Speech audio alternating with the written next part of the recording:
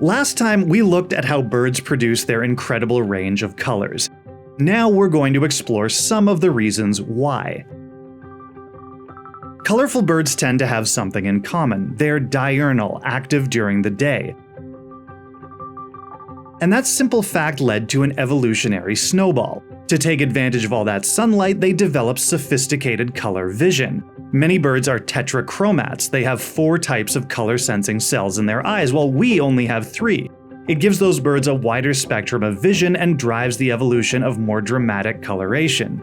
For a counterexample, just look at mammals. They're frequently nocturnal or crepuscular, active in periods of low light.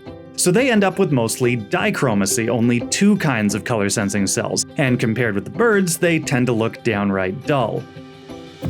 For those diurnal birds, pattern and color are essential parts of identification and courtship, to the point where I think we can sometimes assume any color or pattern has to do with display. But those pigments and patterns can also evolve for totally different reasons. Camouflage, thermal regulation, some even weirder. So for just one example, let's look at gulls.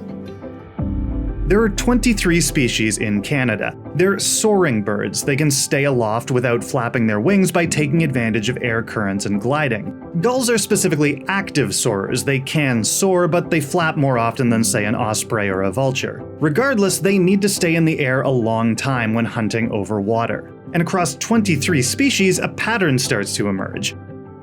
White bodies, darker wings, black wingtips. That kind of parallel evolution usually points to a strong advantage, but what is it?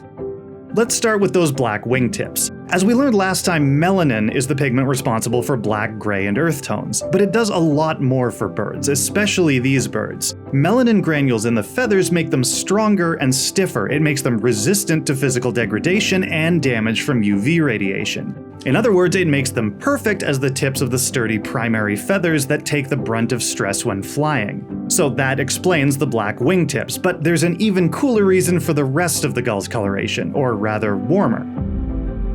Melanin absorbs almost all light, which also means absorbing a lot of heat. Darker feathers will warm up more than lighter ones, and researchers wondered if that heat absorption had anything to do with this common pattern in gulls. Their studies showed that the darker feathers heated up, as expected, but more important, they heated the air around and flowing through them. Hotter air is less dense and flows more freely, which reduces drag. This pattern on gulls can actually improve their flight efficiency by 20%.